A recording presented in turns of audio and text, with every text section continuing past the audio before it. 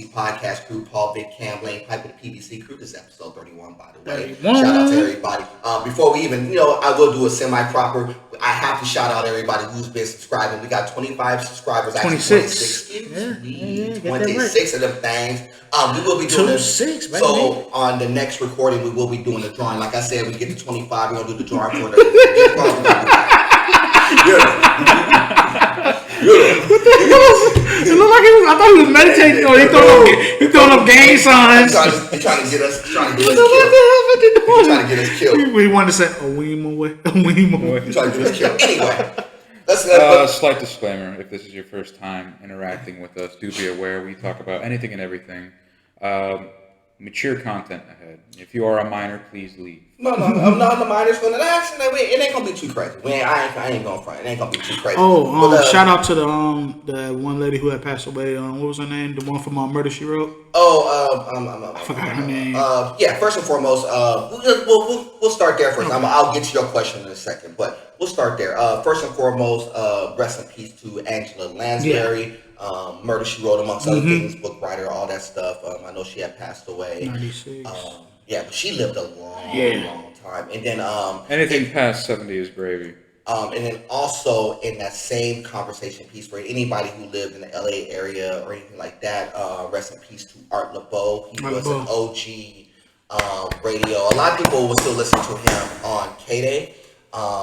If you're old school, 1580 K-Day, he was like one of the original DJs for KDAY out here in the LA area. Man with the golden voice. But he was 97, and he was like for at least the LA area, he was the one for all the golden oldies and stuff that, I mean, I'm pretty sure he was that toy,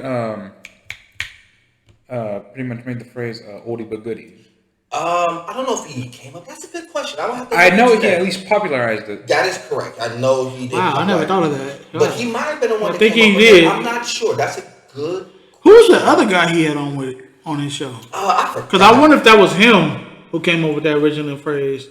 Yeah, it's possible. I just know Art Laboe made it popular. But Art Laboe was like, he's a real OG. He's kind of stayed with radio for a long time. 60s. It was literally his whole life. Yeah, it was 60-some years, and he was doing it like literally to his last days, because you would hear him on the radio, and it's funny because you hear the evolution of his radio pieces. Where you got to give the man credit though; he maintained his swag. Yeah, that's a fact. Shit, the guy was like wine. He just got better with age. And he got he got them old, like the Art Laboe oldie mixtapes and stuff. There's a lot of good things that came out of the Art Laboe camp. So rest in peace to him. Well, real quick, I gotta ask you both, fellas. You ever been with a girl while blasting some Art Laboe? No. Yeah. Oh, that's a shame. No, it's just you know what's weird about that. I'm cool with having the music on and stuff, but it wasn't like golden oldies. It wasn't like the oldies. Because I'm gonna tell you right now, it's like I don't rock with them like. You was playing country music. No, I ain't playing no country music. No. This motherfucker played Nickelback. Nah. And he said, "Bitch, we about to go bareback." No, that was weird. I'm like one of those. I'm one of those new edition type dudes. Actually, we're gonna call you entrepreneur. Actually, you know what's crazy? He was like, you would think that it would be like, like for me, and my bracket is like, okay, it would be like Jodeci. I'm a sport you. That's Cam. You would think it would be like that, but it's like it's driving me out of my mind. You know what's crazy? I even Poison. That's Cam. I would try to have like. You start doing the dance. My thing is, it's like the music is there. But I'm one of those ones. I'm weird. I shouldn't even give y'all the tips. That girl is poison. I shouldn't even give y'all the tips. I'm gonna. That's Cam's intro song, Poison. That wouldn't be poison. It wouldn't be New Edition. That's crazy. It wouldn't be like Jodeci or one. I'm weird like that. It would have to be like. I'm one of those ones that it could be hip hop music going on, and it's just as good for me as anything. It really doesn't matter to me because really the music is. It's for me for a completely different reason than what most people think the music is for. Because for certain people, music is like, but you know what? For certain people, it's like, I get all emotional behind the song and all this stuff, and it sets the mood for them to do their thing.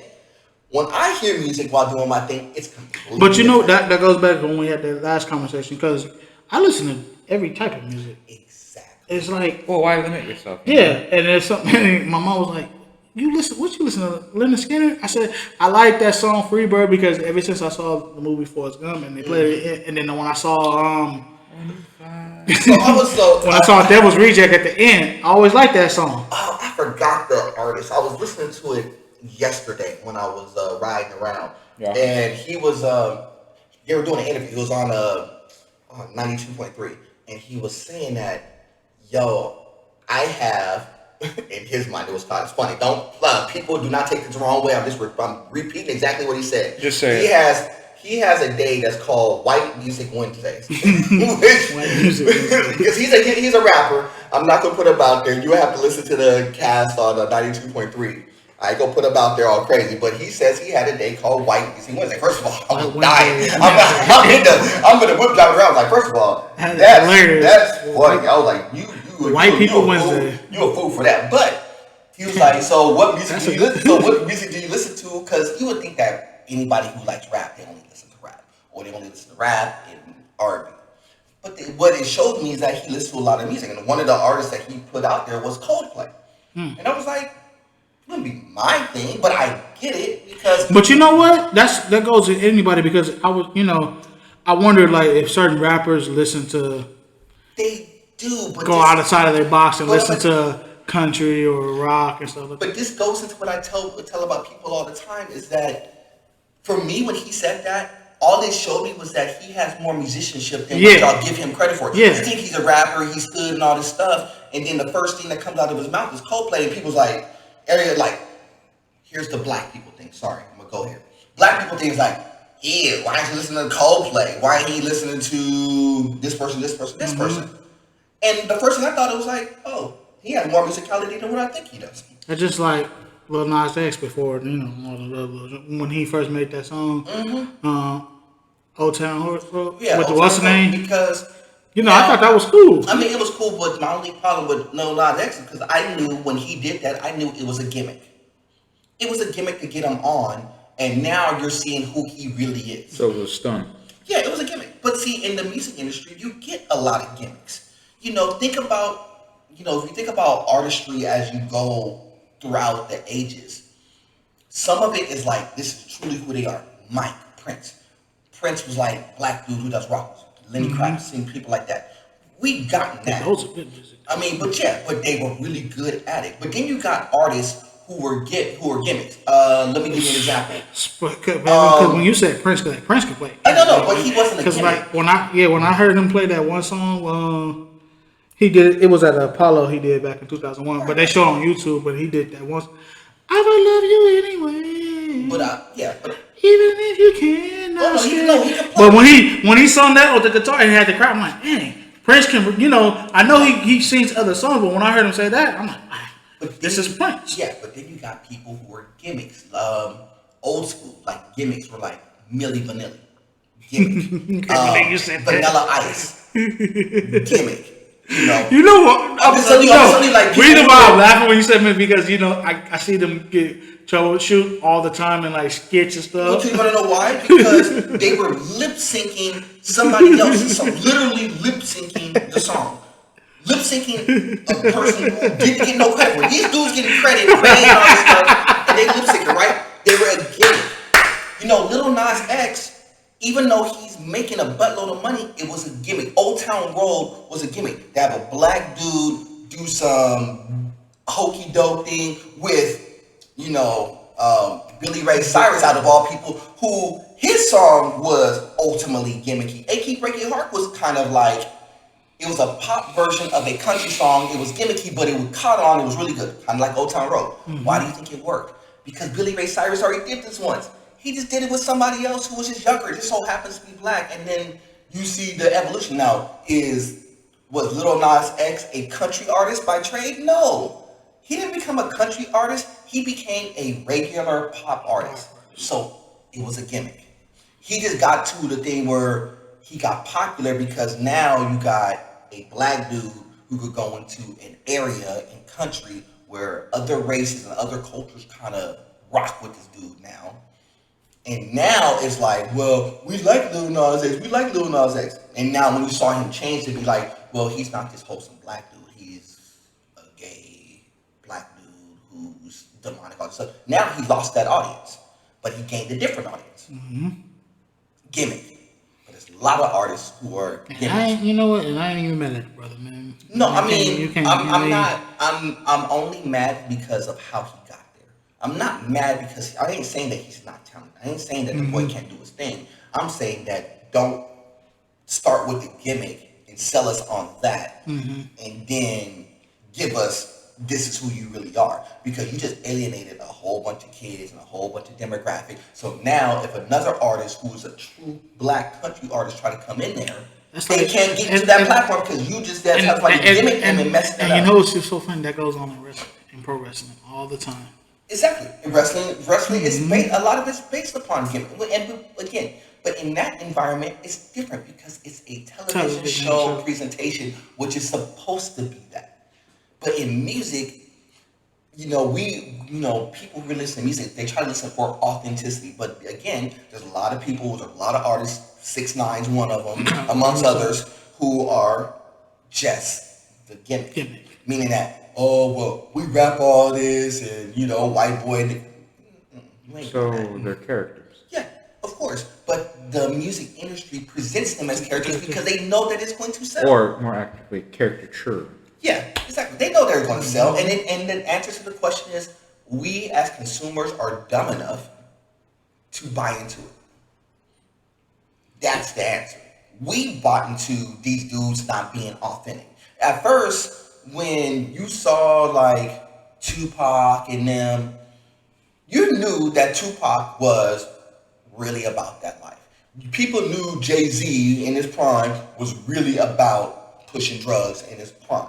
You knew that Method Man was this, DJ Quick was this, Dre was this, Snoop was this. You knew there was no question of their authenticity. Now, they evolved, became older and became mature, and they got away from that, which is different than them building a brand on something that was inauthentic. Everything that they did from music and otherwise was authentically theirs.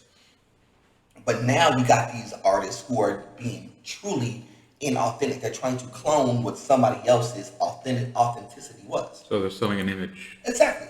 So, it's the evolution of where music is versus where music was. And again, that's a much different, much deeper conversation. Are you saying we're living in the age of knockoffs? Of course. Listen to the music. If you listen to the music, and I could tell you the 90s or 2000 sample that they just pulled it off of, which those samples are not even that, we're not that far removed, if that makes sense. Nicki Minaj, no knock to her, by the way. #1 song, Super Freaky Girl. And it's like, well, she's a very freaky girl. And she does her own version of it. So because she got the money to do the sample of it. So she's basically rewriting a classic, by the way. And it worked. And she goes off and do her own thing because the younger generation, we've never heard this before. Well, if you listen to Rick James, who did this in the 80s, you will really kind of understand this. Or Nicki Minaj does. Nicki Minaj does this all the time. When she did, when she remixed her Mix a Lot, Baby Got Back. Baby Got Back is still a hood anthem classic. There's certain songs you shouldn't touch. But a lot of these newer artists are touching them because the music industry is allowing them to touch this them. has been going on for a long time. Well, of course. Obviously it's not nothing new. Like, one of my favorite songs, what's it called? Sweet Dreams by Marilyn Manson. Yes. I love that song. Another one that got I thought that was original by him. No, I found the original. Was it the Rhythmics or one of them? I forgot. Something like that, but I heard the original. Still a good song. But the point is that, it's been going on for a while, They'll sample or just make remakes of songs that are older for a more modern audience or their audience. Right. And Marilyn Manson was another one who was kind of built. It was kind of built as a gimmick. Dead? No. No. Okay. He was kind of built as a gimmick, but it was kind of a little bit. It's hard to call it a gimmick when he's like that all the time. But it kind of, when we kind of found out down the line that it's a little bit more of who he was versus a gimmick. But at first, when you first saw it, it was like, well, everything's so Satan and demonic and all this stuff, and everybody thought that, it was really this. But if you notice, when he came out of his shell, when he started doing like roles and acting, there was a whole different. Right, but that's why I said it's the gimmick Yeah, versus. He's chill as can be. Huh? He's chill as can be. So when I saw him doing in that role in Sons of Anarchy when he was in the Aryan group, I was like, wow, this is totally a whole different person. And this is why I said it's a different, without the makeup. And this is why I said don't get caught up in what these people are on the stage. Yeah. Unless you know for sure that you've seen them and this is who they really are. I mean, this is why I said when, rest in peace to Nipsey Hussle, he was really that dude. He was really, in the community. He was really, neighborhood. He was really So, but pretty much most of these people are two-faced. A lot of them are. Because the music industry makes them that. Because when you sign that contract, you are at their disposal. Well, better way to say it, you're their property. Yeah, you're at their disposal. And so they're going to make you be who they want you to be. And I know with male artists is one thing, with female artists it's different. You have to look a certain way. Depending on what they're trying to push, yeah. Well, they know. They know what they're trying to do. They know that their male roster is going to be one thing. Their female roster is going to be something different. 90% of the time, it's not about talent. It's going to be one of those sex sales. Everybody knows that. And they're going to push it out there to make it as such. And look at, no offense to her, look at Megan Thee Stallion. Again, think about, think about it even from a deeper point of view. Think about where they came from. This is not, and she is ultimately a variation of Cardi B because they both got discovered literally the same way. Literally out of the strip club, literally into a record deal because they looked a certain way, and they so happened to have a good enough voice tone where even if they didn't write their own stuff, and a lot of times they don't, keep in mind, Cardi B's married to Offset, who's an actual rapper who actually writes a lot of her stuff with her, it makes it easier. And because of what she looks like and her personality, she's easily presentable and she's digestible and she's a flagship for a movement for the women like, well, I can do this. And they cling on to every single word that Cardi B said at this point. It goes back to what we said like 3 episodes ago. I don't cook, I don't clean. And all these girls chant that like it's some sort of anthem, right? But that's Cardi B in a nutshell. Cardi B created that nutshell because they rock with her, because they saw her. I came from nothing to a little bit of something, connected with the dude because literally I look good. So happened to marry a rapper who so happened to be talented enough to carry me. And now they're at this position. I'm not mad at the process, but every girl wants to be that. Every girl wants to be that, well, I could just be this and the dude is going to pick me up with no talent, no skill. I have to look. That's what it's been. $10 don't work. And to a lot of people, they're not that. They are, when a lot of times these women are really not that. And I know that kind of slid way into a different conversation. No, I'm glad we broke up there. But so you're saying they just want to be dead weight that's taken care of? No, they want somebody to carry them and not really understand so like what they really basically bring to, what do they really bring to the table. It's really like so basically they want somebody who always gonna be there to their disposal, gonna pay this and pay that, and they can be able to be free to do it. They want to be free to move how they want to move, say what they want to say, and they be like, well, I just want to be me. And here's the thing. And then they have these super lofty aspirations that most guys can't get to, and furthermore, they wouldn't even know how to function in that lifestyle even if it was sitting in front of them. And this is not a knock. I'm just being dead on. Yeah. So here's the thing, and I'm gonna go there, and I didn't forget about your question, but I'm gonna go there because this thing was kind of buggy. So one of my homegirls, I'm not gonna put her name out there. I should, but I'm not going to. She was on a fake one. Huh? Show a fake one. She was on her Instagram and she was fielding questions. And one of the questions was asked was, how much would it take for you, like for a dude to be with you and match up with your lifestyle? And her answer was $1 million is not enough. First of all, most people, guys. What's her rank? No. I'm gonna get there. Okay. I'm gonna get there in a second. Yeah. Most guys or girls for that matter don't get to $1 million a year threshold. There's only a handful of people who get there. I mean, we got a few more that's been getting to that threshold, but most people don't get to that threshold. This is not what they do. But she's expecting a person, a guy, to be $1 million threshold to maintain your lifestyle. Now, first of all, you don't know what $1 million lifestyle is. Just because you make a little bit of money, you travel a little bit, you don't understand $1 million lifestyle. So they're just regurgitating what they've heard. More or less, because no, they want somebody to carry them, and they want to be I'm a princess, and I want every single thing at my disposal. Parasite. I don't want to, more or less. And so basically, they want to be abolished. Now, in her instance, it's not like she ain't making no money, and she's making decent money, but she ain't making like $200,000, like $100,000 a month money, or $200,000 a month, and that's different than people who's making $1 million money. And like I said, there's even tiers when it comes to that. Mm-hmm. There's tiers between people who's making $100,000 to people who's making $500,000 a year. Then there's a tier when you get to the $1 million a year, and there's people who make $1 million a month. There's people who get to that point. There's thresholds, and when people don't know that there is different tiers to that, just because you hang out with people who have that, that doesn't mean they're going to be willing to give it to you, because you got to figure out what are you bringing to the table. Yes, you're pretty. We got that. But being pretty comes with that price. So basically, people who make $1 million a month, they got pretty women at their disposal. No, just gonna say that. They got pretty women all over them because they have that lifestyle, because they have that car, because they can go on trips at their will.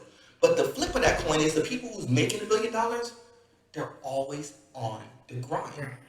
They're always chasing after more money, because to maintain that lifestyle, you got to constantly be grinding to make sure that happens. So you cannot have like, I want my boyfriend to be at my disposal, go on trips all the time, shop with me, all that stuff. They're not doing that either. And furthermore, you wouldn't know what $1 million lifestyle is because you're happy with your $30,000 a month lifestyle, which is better than a lot of people. I'm not going to say that $30,000 a month is not nothing to sneeze at here. He's not downplaying that.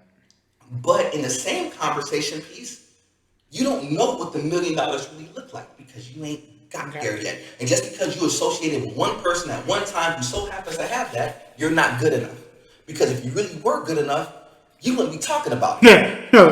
You wouldn't be talking about it. You'd be already there. And I know that expression on your face when she said that line really, really just like, I can't believe you said that. I can't believe, because the reason why I can't and believe you know it, that person. because I know her and I know what she does. I know like how she moves. And I'm not saying that, how she's moving is terrible. It's not. She's associating with people who around a certain level of money.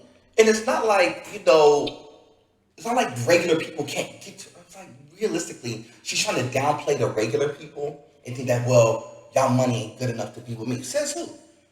If they're driving and pushing towards something, just because they may not have it just yet, you don't know if they're 3 months away from getting it. It's a mental thing.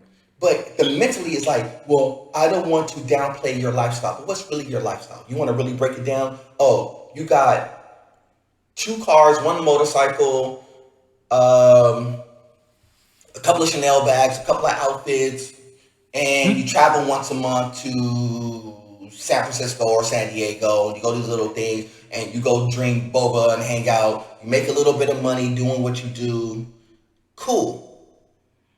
That doesn't equate to $30,000 and $40,000 a month. You may only spend 10. And believe it or not, I'm gonna tell you right now, if it really came down to it, a lot of people could come up with 10 a month. It's not hard.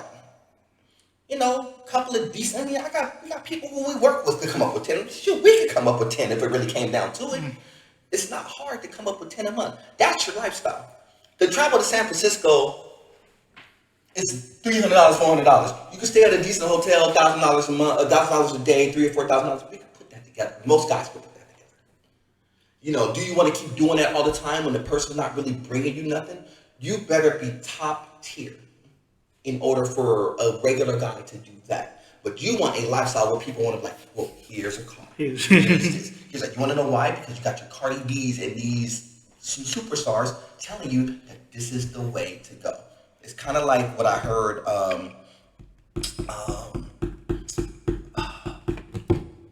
I'm a pardon this, kids, if y'all listen to this, but I'm gonna tell y'all the story because it is relevant. There was a story that this former porn star, her name is lLansberry. She has a baby, and she was doing an interview, and she was like, "Well, what would be the two things that you would tell? What would be the two things you would tell like girls? A, don't be in porn, and B, don't mess with basketball players. Don't have a baby by a basketball player." Because she was mad And because she has a baby from and this is her words saying this. yeah, this is her words, word for word. Don't have a baby with a basketball player because she was having her baby in arm. Obviously, whoever she's messing with, we already know who that person's high profile is. It's one or two people. We already know that. It's either I can put their, I'm gonna put their business out. Well, I'll put their business. They put it out there. It's either Kevin Durant or Blake Griffin. What do you think it is?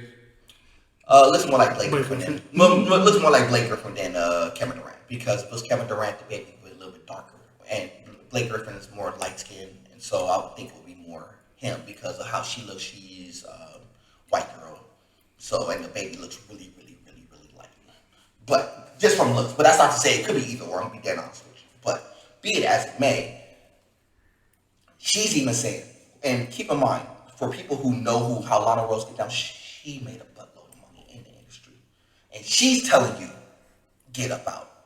And she put herself where she's with somebody who's a person who got more money. And what are they telling you? Get out. It still doesn't work. It still doesn't work.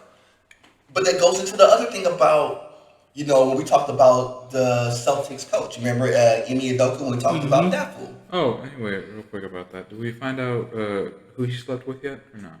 Well, it was the president's. Let me rephrase that. Do we know her name and what she looks like?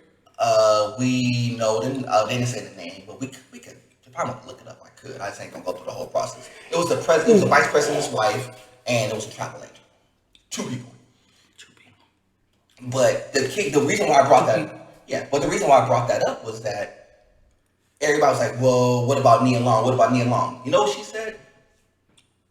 I'm going to stick by him. What does that tell you? It tells me that. Do you think she was in on it? I don't think that she was in on it.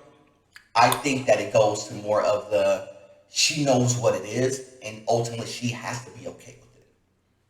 Because if it got out. Yeah. It's one of those things that when things get out, now you're trying to do spin control over something that you already knew how he was. You knew he was out there tricking. You knew it. So if you know he's out there tricking and you accept him going out there, so your relationship like, well, you could do this, but don't let it come back and hit me in the face. It just hit her in the face. And now she's all embarrassed because now she's going to answer all the questions. But you just said, I'm going to stick by your dude. Water under the bridge. We cannot help you on that one. Because you can't tell me that to us regular people, it's like, well, we would be like all this trouble. This person cheated, I'm gonna break up because we think that, pieces are disposable. Apparently, they're not that disposable when you get to a certain tier. That's why I said it's. Oh, at that point, it's not a relationship; it's a contract. Well, because again, now because you're talking about lifestyle, money, marriage. It's married. They're not married. She could leave at any point in time. Yeah, it ain't even married. That's the thing that's trippy to me. She could leave. She's not bound to him. She's not married. So she's just doing it not to look dumb. She's just doing it to be like I'ma stay by him, irregardless. So what does that mean? You're cool with it. Which gives credence to if you have enough pull, if you have enough clout, if you have enough paper, a lot of these people are getting passes. We've been hearing this, what we've been hearing, right? And celebrity superstars, we hear this all the time. Shoot, use your Cardi B. Well, I don't do this, I don't do that. And she went up there fighting an old girl over Offset cheating. They separate for like 2 months. He does an apology on stage, now they're back together and they're good since. So what does that mean? Ultimately, she was cool with it. They were married. Ultimately, she was cool with it. They were married. And by her doing all that, which goes into a different story, by her doing all that, guess what happened with her? She lost a major league multi-million-dollar contract deal. She was supposed to be one of the promoters for Call of Duty. Was. Was is the question. Because she had Who was that, Cardi B? Cardi B. So she had to do a bunch of court stuff, and because she was doing all this court stuff, and it's not the publicity they wanted. Exactly, the publicity was all bad because it was her fighting, her, all this stuff. Know who takes over the reins for that? Nicki Minaj. She gets that multi-million-dollar contract from Activiaion that currently will ultimately maybe Microsoft's money. But either way it goes. That's a whole other topic. But either way it goes, because of her antics dealing with the dude who cheated on her. Yeah. And she went into the pocket trying to fight these girls off and all this stuff, put herself at risk. She costed herself money dealing with the dude, but ultimately, that's what love and power and respect, that's what that does. It's what it does. But it goes into a thing which I was watching before. It was like, women have a different expectation now. The expectation is a little bit higher, which means that a lot of people are basically eased out of that bracket. So a lot of your regular people, you think that, oh, I have a semi-chance to get with this girl, you're kind of dumb. Your basic women are moving themselves out. And it goes to the conversation that we were having. I'm not going to put the names out there because we're recording, but it goes to that conversation like when you were talking with your boy and he was trying to get with one of the girls, and you're saying that he couldn't, her mentality is different. Part of that difference is not the fact of just the younger, older dynamic, is can you match up and can you make me better? That's really what it comes down to. And that really has nothing to do with age. I'm 47. I can have an 18-year-old make me better. No. I'm not saying that. I got what you mean. Better is you subjective. are on camera. Huh?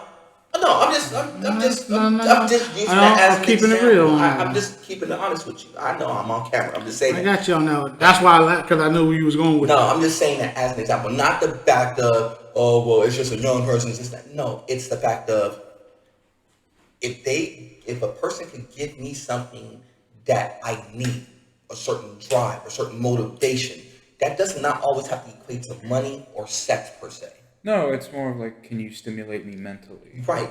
Are you bringing something different that I want, and more importantly, that I need? Because that has no bounds with age. And a lot of times that has no bounds when it comes to money. Sometimes it really has the bound of, are you bringing me something different that I cannot get? And a lot of times people equate that to sex because it's like, well, the best thing about sex is getting into sex with another person. Guy's mentality. Problem with that is that a lot of times when you're in a relationship, that's not always the case because it becomes that you want more than just that. Mm-hmm. And so now you're trying to find a person like, what person can give me more? What person could drive me to push, to be better? That's what a lot of guys really want. They want somebody who's there on the side to be in support of them and to do enough to push them to make them be better. That's what it comes down to. And that has nothing to do with age, because you see this all the time. And people see that, well, why? And it was funny. I was talking with a pastor at church, at the job a couple of days ago, and he was saying this. It's like, why do you think a 75-year-old could be with a 29-year-old? Because that 29-year-old pushes that 79-year-old dude to be better. He has money, he has lifestyle, he has all that stuff. But she's giving him the energy to move on, to still love life, enjoy life, to do things in his life to keep him going, whereas most people at 79 will be dead. Wow. But if it's a 29-year-old who's helping him, love life and do everything to make sure he enjoys life, then the money doesn't matter because he's getting the satisfaction of, I got the energy from somebody who's helping me to push to become come and Got to this pretty live. young thing can push me forward. To live. That's more important. Yeah. And so the money doesn't matter. So guys will, like I said, to women, they'll be like, well, I want lifestyle. Guys want somebody who can help them push. They can provide, any guy can provide the lifestyle. You just need somebody who's going to help you push to make sure it happens. And sometimes, yeah, your guys can help you push to a degree, but let a female tell you the same thing. And especially if they so happen to be in your physical spectrum of what you like visually, it's a lot easier conversation. It's a lot more digestible. Anywho, let me that's crazy theory. let me whip completely back around the block. So we did cover 3 topics, so I'm gonna go backwards in reverse. So yeah, Call of Duty, that was kind of crazy. When I heard that, I was like, dang, Cardi tricked off a bunch of money because she was in court. I was like, dog, because with everything happening with Activision Blizzard and that whole acquisition, it was like a lot of these stories are kind of falling under the radar, and that was one of them. The other thing that kind of went past, and I know me and Vic talked about a couple of days ago, is that Brazil went ahead and approved the sale, because for the transaction to take place, it has to be approved in Brazil. England, U.S., I believe it's India or one of them, I forgot, but they already approved theirs already. And then I believe China, but China or Japan, one of the two, but it doesn't matter for them. If 4 of the 5 approve it, everybody else doesn't matter. They're going to follow suit. But the important one was Brazil, because Brazil, for one, you would think that out of all of South America, why is it Brazil as opposed to like any other country? Because South America's pretty big, but Brazil is the one. Brazil is the one. Real quick on the topic of Brazil, when people think of Brazil, they just think of the third world shithole. Brazil has a lot of sway, a lot of pull, if you might say. I mean, they're heavy when it comes to shit like this. It was literally the make or break decision. Right, and it was crazy. I was like, dog, Brazil out of all people. But it was funny because when Disney bought out Fox, it had to go through Brazil, and they said no. And no, Brazil said it's cool, but here's the stipulation: you have to leave Fox Sports out of the equation, and let them keep Fox Sports, because you cannot have a monopoly with ESPN and Fox Sports. You cannot have both. So here's the caveat: you can have everything else. You can have the Fox channel. So people who don't understand that Fox is still owned by Disney too. So Fox owns Channel 7 and Channel 11 and all of those entities in between, believe it or not. But the only thing that they don't own is they don't own Fox Sports, which Fox Sports was the biggest kicker out of Fox, because that's where a lot of the money was being made. Fox Sports, they're the ones who got the Dodgers, they're the ones who got the Laker games, all that stuff. It was a big caveat. They get all the local stuff. And this was Brazil telling an American market, Disney, what to do. Disney did it. And keep in mind, that's how much sway Brazil has.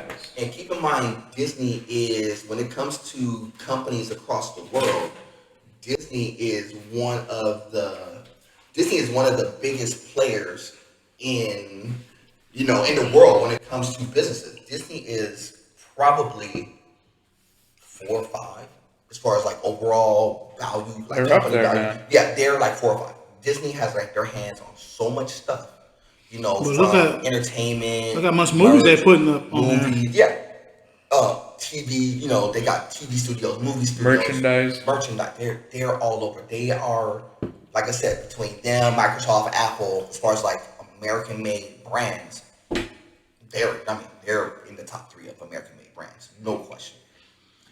But for Brazil to tell them, you got to do this, and what's crazy about it is everybody else follows suit with that decision. It was Brazil who made the decision first, and then every other country said you have to do this. If you're not following along, why are we talking about this? Simple. Because the acquisition between Activision Blizzard and Microsoft was approved by Brazil, which pretty much means this is a done deal. Right, and what the kicker was, which was funny about that, they was like, look, even if Microsoft said they could have Call of Duty to themselves and not put it on the PlayStation platform or Steam or anything else. They were cool with that too. They said it does not change. It doesn't change the landscape because that was the whole kicking. That was the whole kicking point.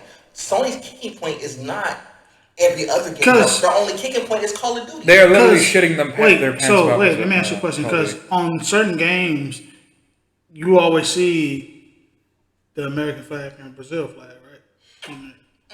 No, what happens is when you sell games, or in most media, it's not just a game thing, but I will use it in gaming terms. Everything is regionalized. Okay. Meaning that, you ever heard the phrase region locked? Right. So basically, if you were to sell, like the same game that we get out here is not exactly the same game that is presented to Brazil. Or exactly the same when you present it to the Middle East. This is really common when, like, we were just talking about Disney a second ago, like with Disney movies and the Chinese market. Disney movies are heavily edited to fit the Chinese market. Right. That's kind of like what we're talking about right here. So, like, when you put certain things together, so like when you see games like Call of Duty, when you put it in the German market, so let's say the game's about Germany, they have to edit a lot of that out to not make Germany look like in a bad light, for example. If we were talking about Russia, like Modern Warfare 2, and it's like takes place in Russia. Trust me, in Russia, a lot of those things is edited out. So I think it was just straight up banned. Yeah, and like certain companies in certain countries will no, you ain't running this here. That's a fact. Because that's what happens when you go to certain regions. That's why I said not every single region have to pass this. It's just enough of them have to pass it for it to make sense. I wish said though, dog. Excuse me. Brazil approved, and they even said, "Hey, man, you want to keep Call of Duty yourself?" And then Microsoft could turn that and be like, "Look, well, they're playing nice with Sony, but they don't have to." And basically, Brazil said, "You don't have to. You can just keep it to yourself and keep it all the way." But now they literally said, "Take the gloves off." Yeah, but Microsoft, I know how Microsoft moves. Microsoft is like, this is important to them, but it doesn't make or break them as a company, if that makes sense. To Sony, they act like Call of Duty makes them or breaks them as a company. That's insulting to all their other products. Well, if I'm Santa Monica Studios and I'm finishing a second God of War that just won Game of the Year a year and a half ago, and I'm doubling back and giving you another one, and you're so worried about Call of Duty that our games don't matter, I will be mad. If I'm Guerrilla Studios and I just got another Horizon that I'm working on right now for y'all, that the last one was critical acclaim, I would be pissed. I mean, shit, dog. Ghost of Tsushima. If I'm Naughty Dog, who gives you Uncharted and Last of Us, and you're still mad and you're so worried about Call of Duty that, well, our games are good, but it really don't matter. If I was the head of those companies, I would be pissed. Yeah, because they're all kind of getting treated like the side chick. Yeah, because you're getting treated like, well, our games are good, and we've been giving you critical, we've been making you the money, but you're so worried about Call of Duty. It's kind of weird when you think about it. But think about the games that Sony really fought over. Here's the 3 games that Sony fought over heavily: Fortnite, Minecraft, and Call of Duty.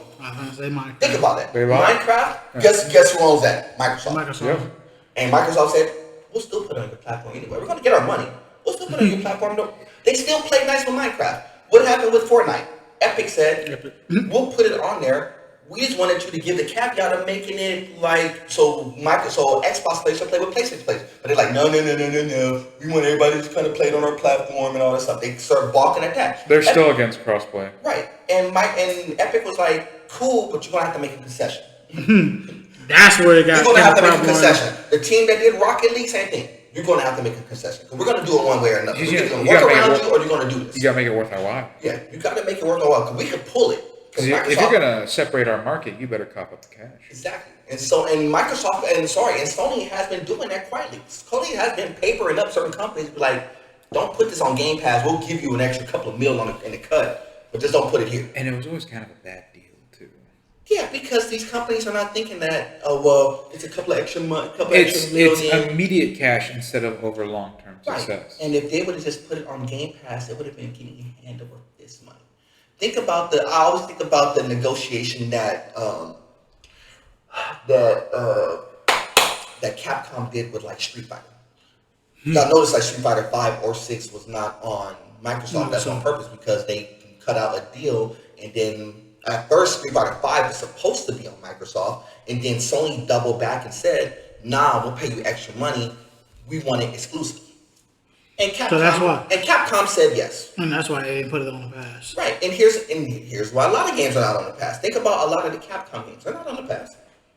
Resident Evil, Street Fighter. Because they took Horizon off of the pass. Resident Evil Horizon, did it? It was. I think they did pull it. Yeah, they pulled it. I think The Resident Evil. I think it was like 5 or something. You mean Village? It wasn't Or Biohazard. Biohazard, yeah. I'm sorry. Yeah, it was on there for a good minute. And then they pulled it. Because I was playing it. And you know, there's like no other. Think about what Capcom games are sitting there that wasn't already like Microsoft didn't already pay for. Like all the new stuff. You know good and well. Because I got the Street Fighter 30 the anniversary. Yes, I'm talking about the. Because I had to pay for it. So. Right. But I'm talking about the new Street Fighter games. Oh no. Yeah, I'm talking about like 5 and 6. 5 should have been on there for one. And keep in mind, Street Fighter 5, I don't even think you can't even buy Street Fighter 5 or on a Microsoft. You gotta get it on Sony. Yeah, it's only on Sony. And like I said, Sony negotiated back-end deals to make that happen. They knew what they were doing. And now when it works the other way, now they're mad.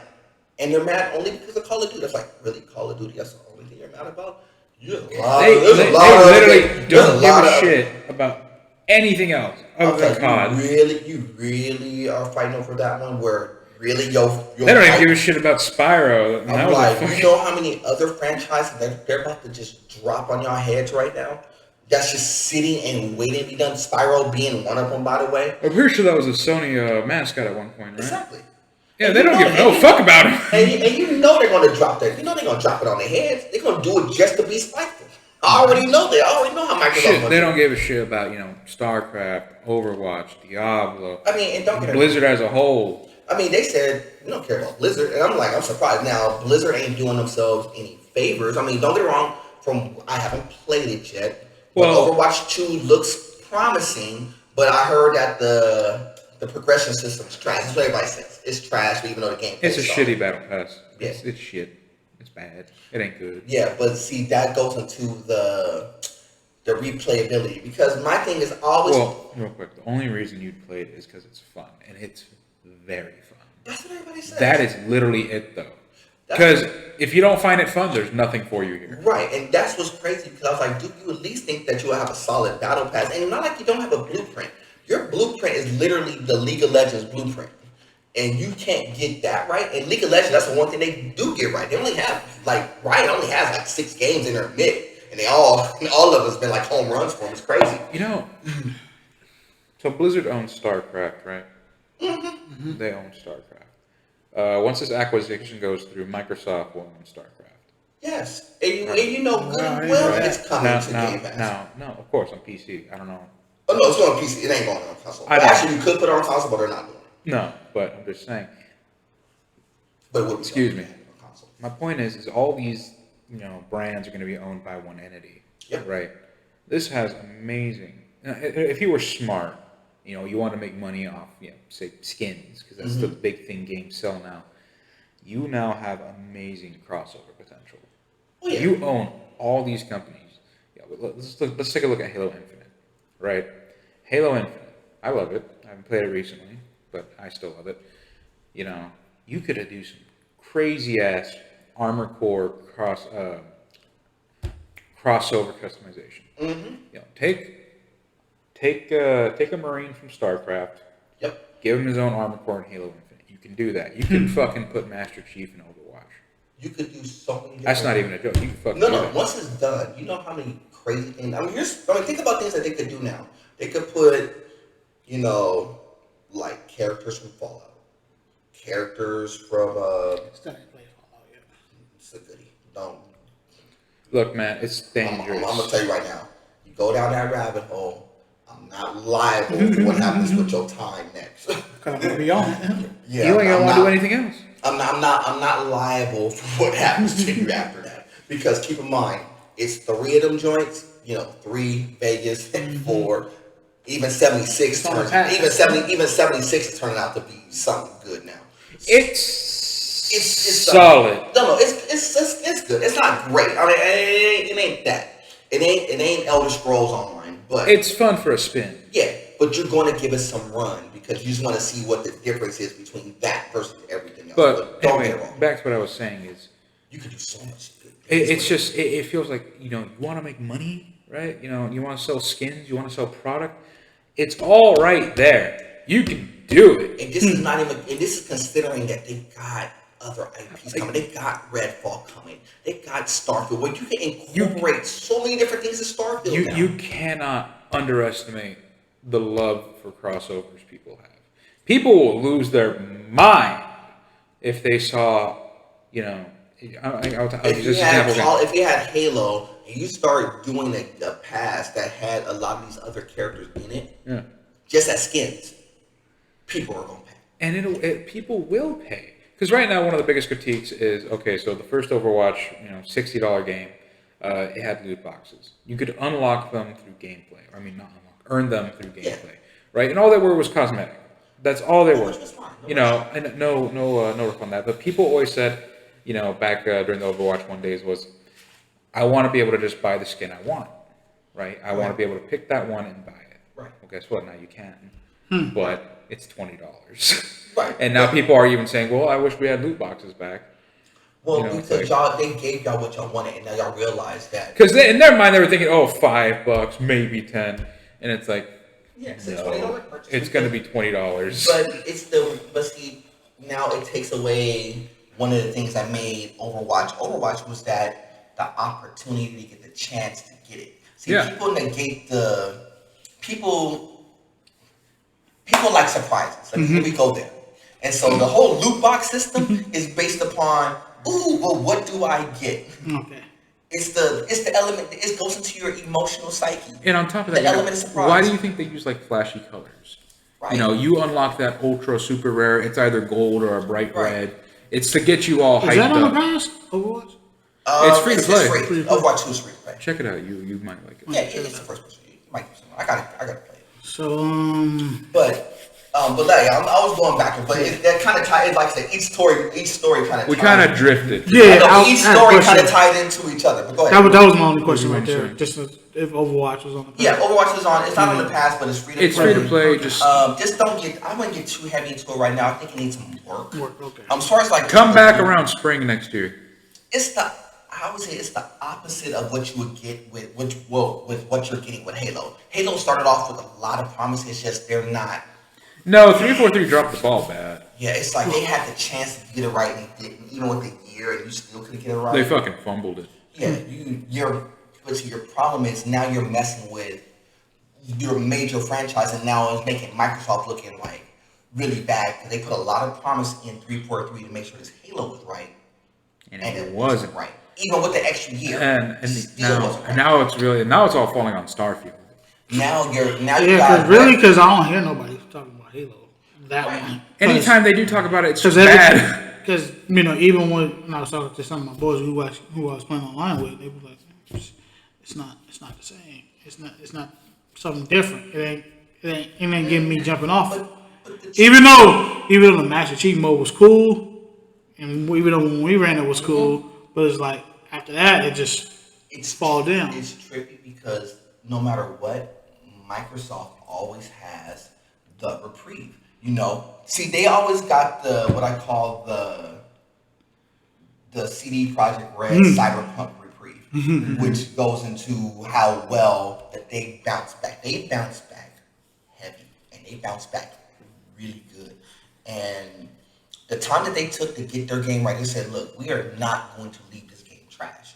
And so I respect CD Projekt Red for doing that because when you really spin the block back on Cyberpunk now versus where they started, I'm not saying that it was bad because of glitches, and some of those glitches are still there. I'm gonna show. I have a couple of glitches I'm gonna put on my Instagram. So y'all check me on the gram there, boy. Fresh, y'all know. Tell your mom I said hi, by the way. I have some glitches I could show y'all that was really crazy and still there, and it's funny. But the overall package, the overall story, the overall presentation tells you that a company, if they really put in the work, they can spin the block and they can get this game right. And they got this game. I'm gonna tell you right now, this game was pretty right. And it was okay at the jump. Now it's right. Dog, they spin the block so hard. They already announced the sequel. Right, and they know, and see, when you know you got it, and now they know that they can buy themselves some time with the sequel. They announced the sequel was like, look, y'all came back to us, cool. We're gonna reward you, get you a sequel. But even before we get there, we're gonna get you some other content for this one and let y'all rock with this and give us some. And what it does, it buys some time to get a team. And it's crazy that they are moving a lot of their resources to the East Coast to go into the box and get this next Cyberpunk right. So I'm curious if you could get from okay to, I'm gonna say great, because Cyberpunk is really, I mean, to be honest with you, it's great. It's not like it's a top 10 game of all time. If you slept on it when it released and you slept on it a while after, stop sleeping on Cyberpunk. Go get yourself a copy. You will not regret it. I'm saying, I don't care if you I mean, if you've been sitting on your copy and you thought that you were going to just, do the ET thing and bury it in the landfill someplace, you better go start digging that thing out. Because the game is really Trust me, man. It becomes a top tier. You ain't going to be a hater. You're going to be one hell of an appreciator once you experience what Cyberpunk's got to for you. It's one of those games that was like, dang, it became from nothing to top tier in a heartbeat. And it was like, you know what, CD Projekt Red. And then it's crazy because Vic mentioned it like off camp, like it's kind of like what they did with The Witcher 3. Witcher 3 started off kind of shaky, and they spun that to be probably in the top 3 best RPGs of all time. I mean, because Witcher 3 is heralded as it's one of those ones. Mm-hmm. Cyberpunk, I'm gonna tell you right now, it's pretty close to being one of those ones. It really depends. If this expansion, honestly, after Phantom Liberty, it's probably going to be up there. Yeah, if this expansion is as good as they say it is, it might be in that conversation piece. And that's saying an awful lot considering where they started. But this is what I say about Halo. If CD Projekt Red could spin the block and get it right, 343 could ultimately do the same thing. You just gotta put in the work and get into some good graces and give us the Halo. You essentially got to lock it down, huddle up, and get your game up. And it's not like, and see, the crazy thing is people say, well, CD Projekt Red did this because of Edge Runners. Edge Runners, all they did was just give them the platform to continue to kind of give people a different audience and say that, oh, well, we should give it some run. But they were working on the game well before Edge Runners dropped. Edge Runners helped people see what Cyberpunk really was. It ripped the veil off their eyes. Right.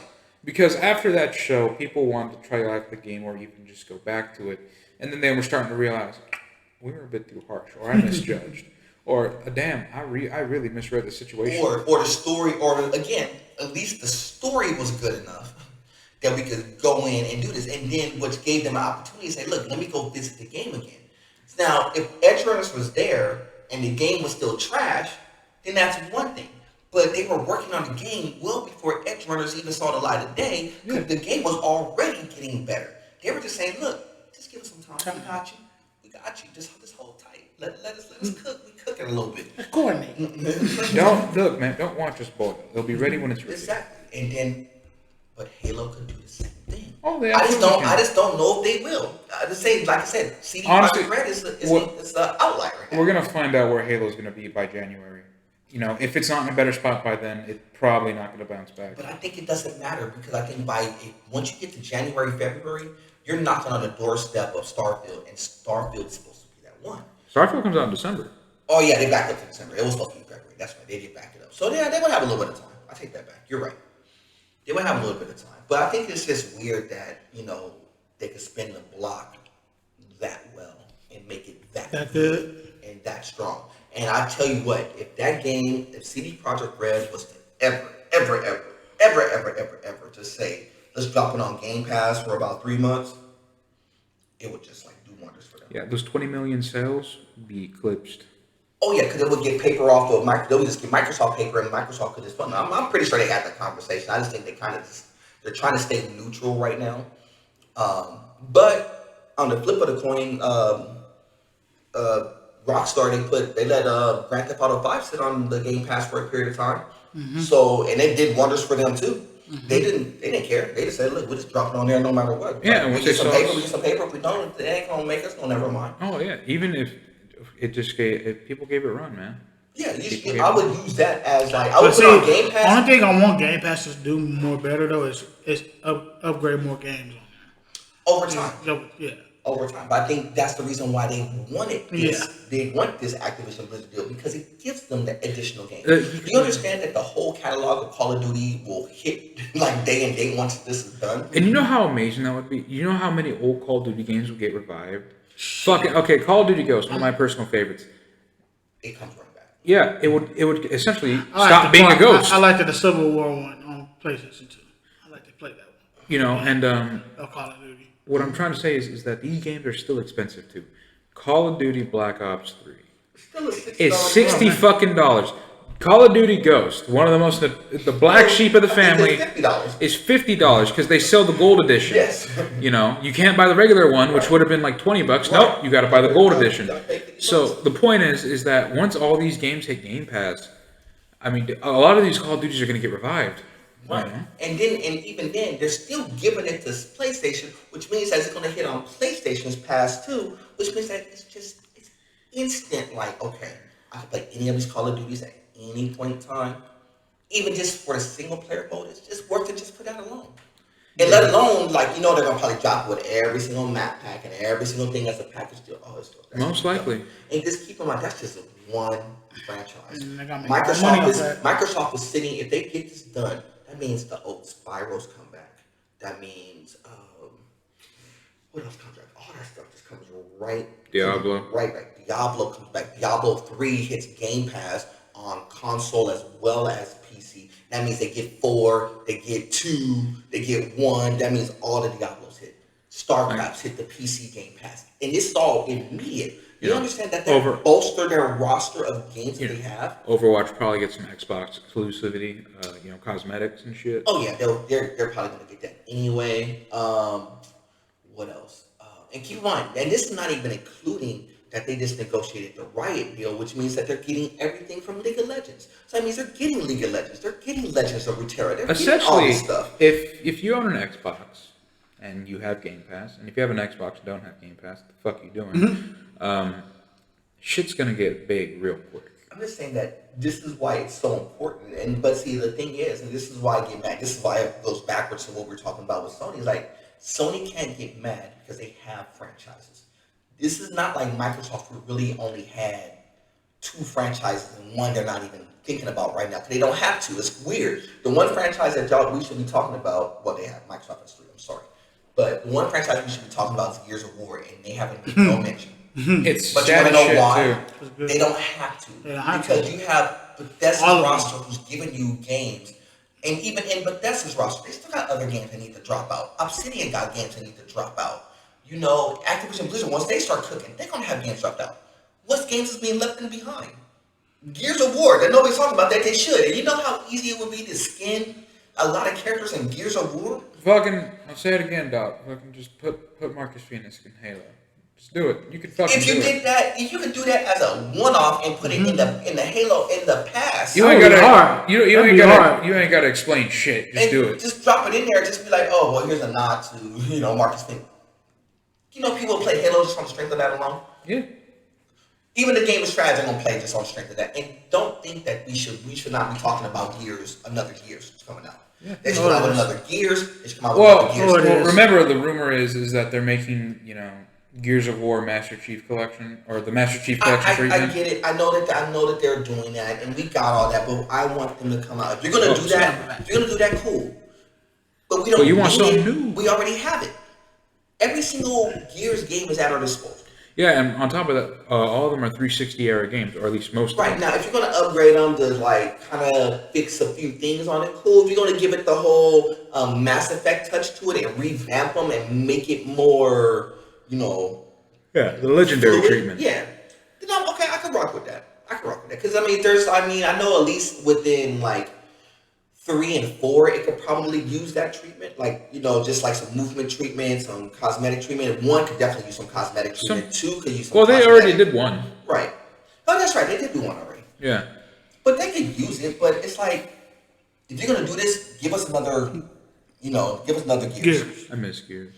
And even if you give us another Gears, you better give us another Gears Tactics 2 to come on with it. You better give us both. And don't play around. Don't play with my emotions. Not Yeah, Gears Tactics is pretty fun. Don't mess around with me. Don't. But which is crazy that when I talk about a tactics game, you know how crazy a tactics game would be with all the franchises in there. Well, fucking Blizzard did that too. It's called Heroes of the Storm. Well, yeah, they have that's their League of Legends clone, and they're gonna get that too. They're gonna get that game. Fucking imagine. And they got League of Legends in boot. Fucking, I get a picture, dog.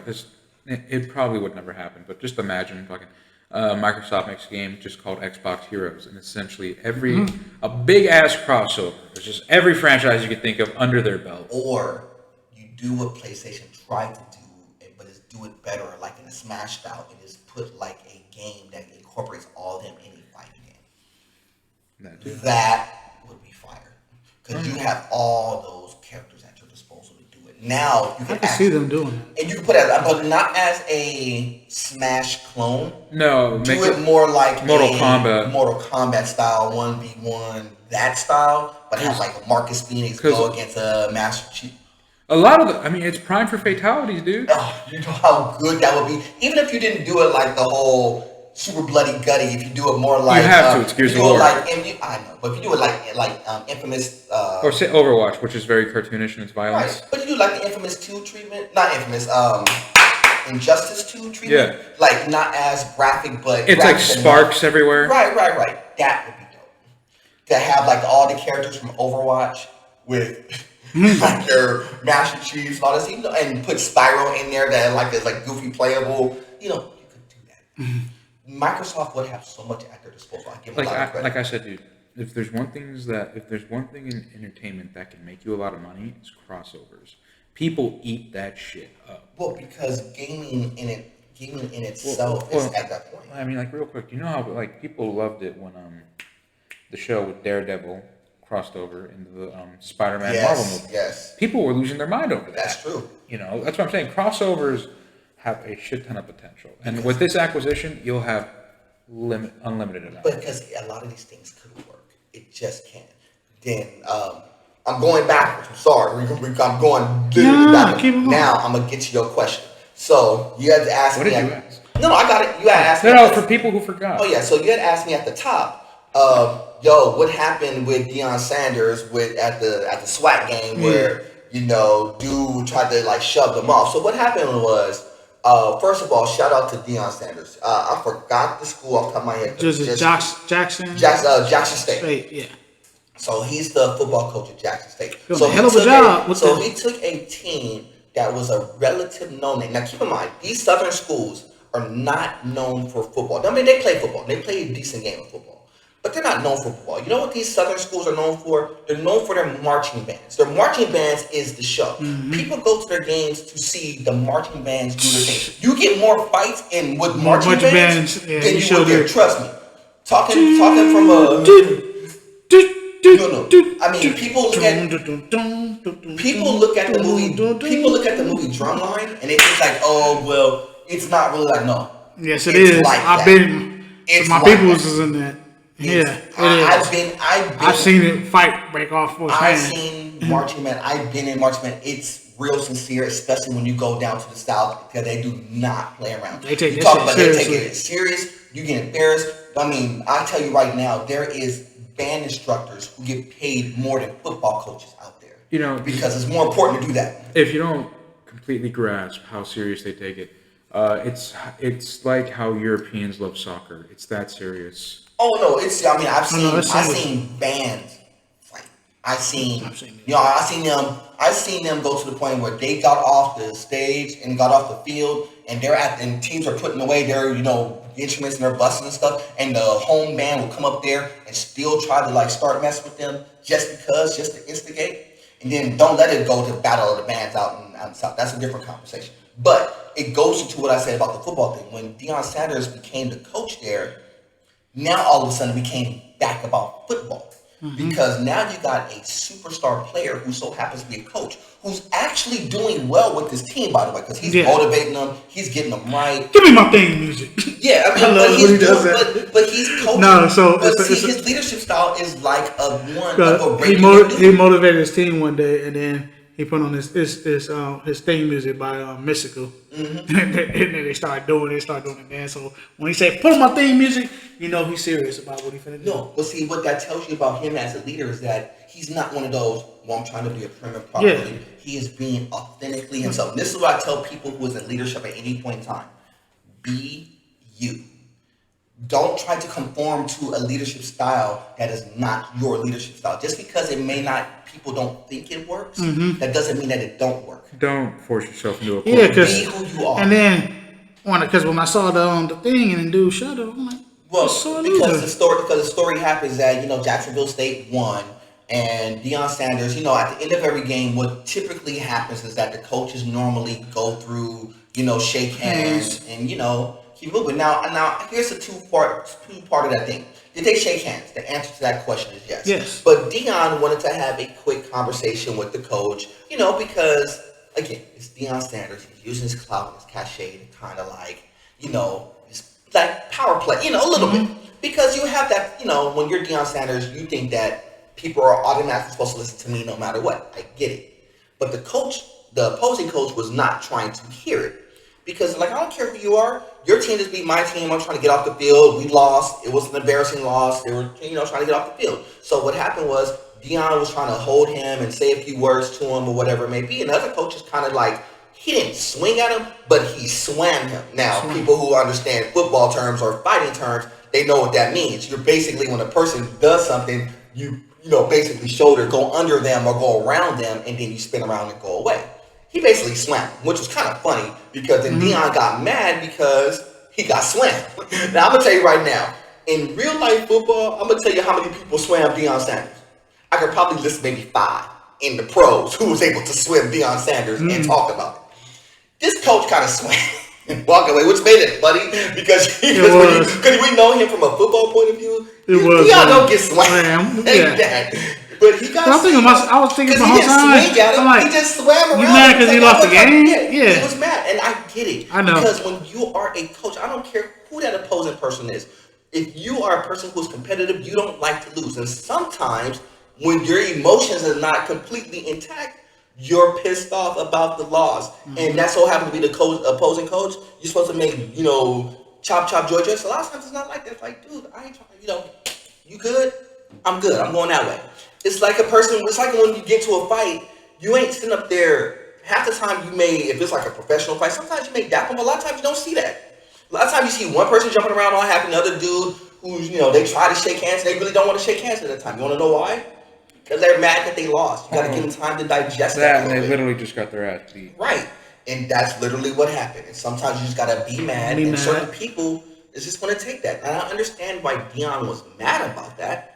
But in the same conversation piece, you just can't think that just because you're Deion Sanders that everybody's going to respond to you. A lot of times when you're in a celebrity spotlight, people are going to be mad at you just because you're the celebrity. That's the thing about being a celebrity. 80% of the people are going to rock with you. 20% of the people is not. Okay. So now I got another question for you. Go ahead. What did you think about, and you know where I'm going with this, the Draymond Green and Jordan Poole situation? So, for people who don't know, so Draymond Green. Come on, brother. This is the topic I've been wanting to get with you on this one. Come on. Draymond Green. And it's the last. No, it's one of them. It's one or two. Draymond Green did one of the. The step over was hilarious, I thought. No, it wasn't even a step over. Oh, what he did. In practice, they were mouthing off at each other. So it was him and Jordan Poole, Golden State Warriors. This is the same Golden State Warriors team that just won the championship, by the way. These are the same people who just went in, was dapping each other up when they were winning a title. This is not a complete year ago. This is literally months ago. They won the title in June. We're only in October. We're only like 3 or 4 months removed from this, right? So in practice, I don't know what the conversation piece was. Nobody could hear what was being said at the time. So I don't know the conversation. All I do know is that Draymond Green heard something. So he started walking. I wish I could stand up and simulate this, but he was walking slow.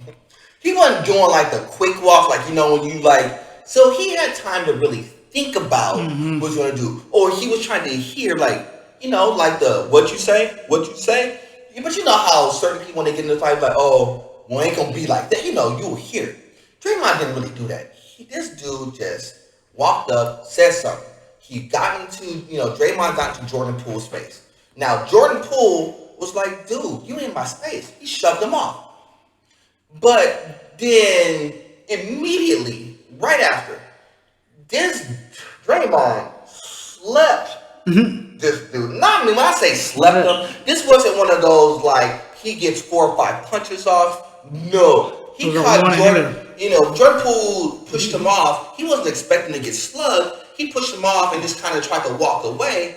And then Draymond took like 2 big giant steps. Now keep in mind, Draymond's about 6'11", 245, 250. He's like LeBron build, but just taller.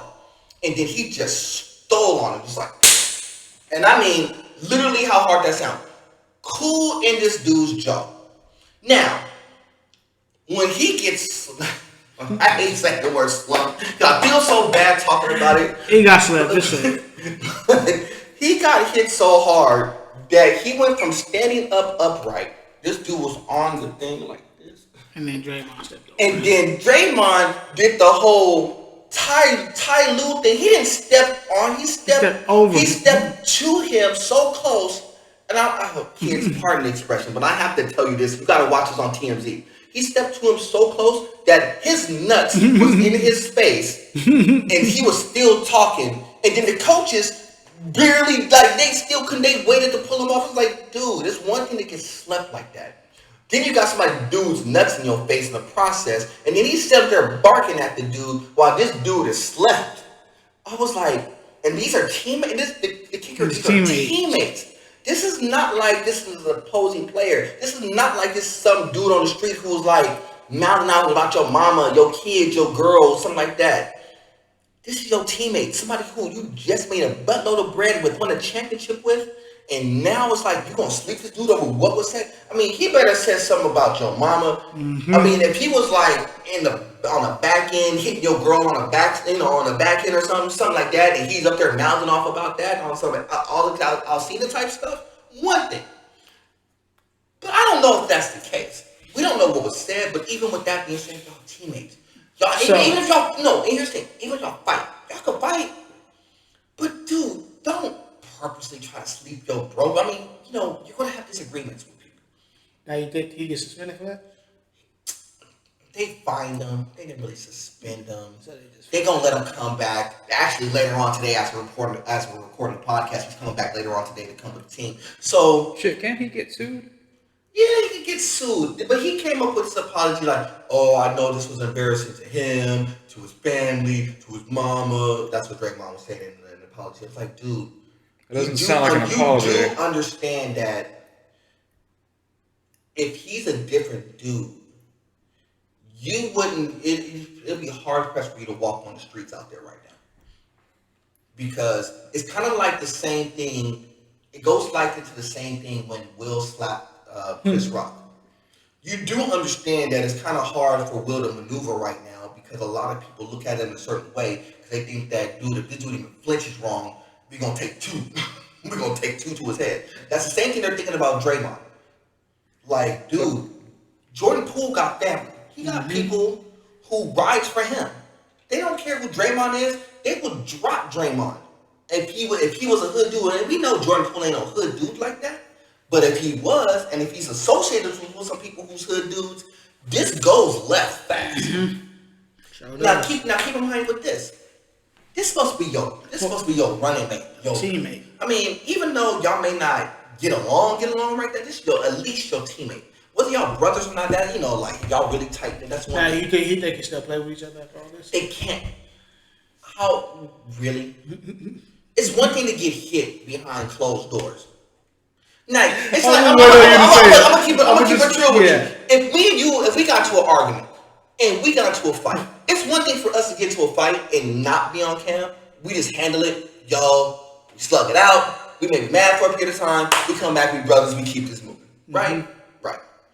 It's another thing for us to get into a fight and one of us gets slumped and it's on national TV for other people to consume.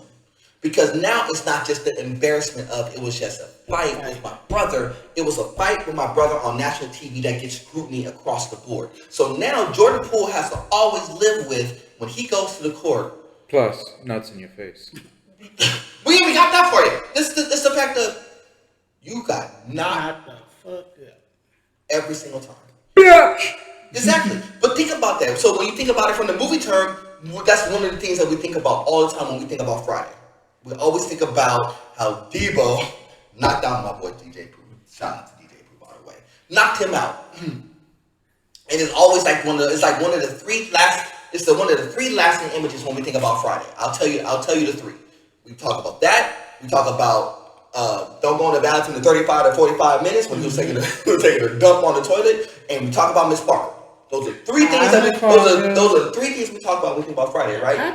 But think about the dynamic of why we talk about it. Because one was so blatantly hilarious. Miss Parker was at the time one of the prettiest females that was on that screen at the time, and then somebody get knocked out. All three of which are the three things we talked about. He just got Debo. It would be hard pressed for somebody to come into to play a game and then have everybody talk about every single time you walk into an arena, and the opposing team is going to say, "Got your ass whooped." Exactly. Yeah. Every single time. They're going to poke at that until the end of it. It's the same thing like with Chris Rock. What if it was all about his grandma's chain? It doesn't. It don't even matter. It's the same thing with Chris Rock. Chris Rock always had to live with no matter what. He got punked. You got slapped on national TV and you didn't do nothing about it. He has to live with it, even though he did the right thing by not retaliating. Honestly, in the long run, it was the right call. Yes, but he has to live with that. He has to live with getting hit on national TV and live with the embarrassment of that being able to be replayed over and over and over again until it becomes a non-story anymore. But unfortunately, that will never become a non-story because not today's day and age. No, it will never become a non-story. It will always be the thing of that changed the whole dynamic of what the Oscars are now going forward. It's the same thing with this, because when you have teammates fighting, yes, teammates will fight in the locker rooms all the time. Mm-hmm. I mean, there is the same story with. Don't bring up that Chris Paul. No, we ain't talking about that. Okay. I'll bring up one better. Don't bring up that. I'll bring up the when Jordan knocked Steve Kerr's move out. This is the same Steve Kerr who's the coach of the Golden State Warriors, by the way. Same one. Who Jordan slumped. You know the only reason why we don't talk about Jordan in the same light that we talk about Draymond Green is that it was never on camera. Yeah. Everybody knows about it. Everybody knows that, and he even talked about it on the Last Dance show. But it can't be replayed. But you can't see that every day. So Steve Kerr knows about it, so the people who are around him could talk about it. But the regular Joe Smo person, we can't talk about it because we didn't see it. I mean, we could be like, well, maybe Jordan did slump him like that. We assume that he's something because we think that Jordan. Exactly. It makes you like, well, how much are they exaggerating? Right. Jordan's Jordan. They fought. We don't know if Steve Kerr got too off on Jordan. But they don't ever. They can't tell that story. We don't know if Steve Kerr got some off. He might have. But with this, you see it.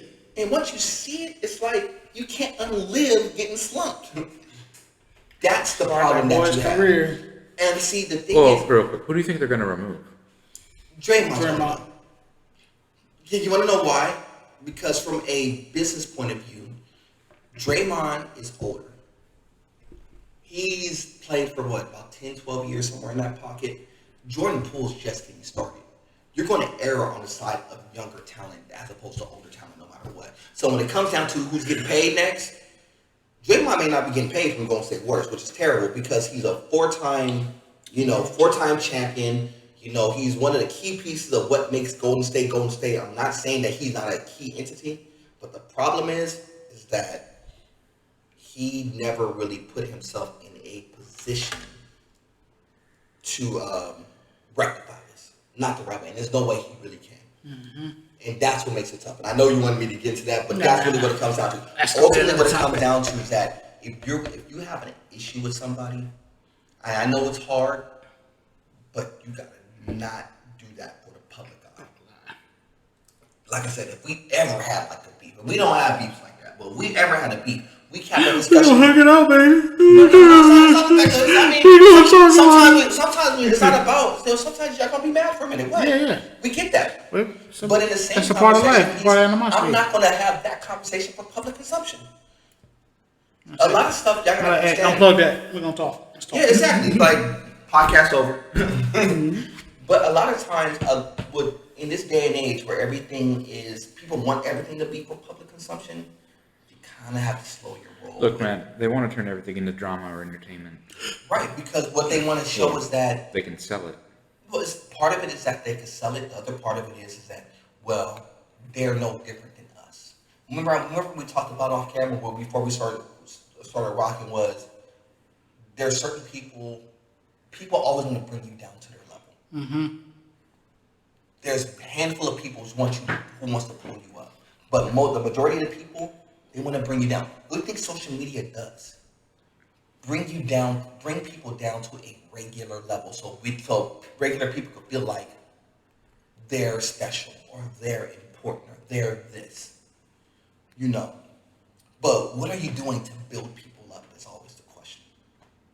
A lot of times people are not doing enough to build people up. People always want to bring people down.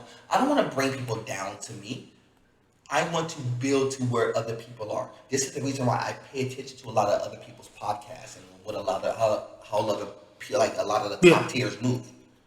Because I don't want to bring them down. I want to get to where they are. Shout out to Matt Hoff and a couple other people who I watch. There's a lot of great podcasts working. Matt Hoff did that one with Tony Yayo. That was good. I like there's that. a lot of good ones.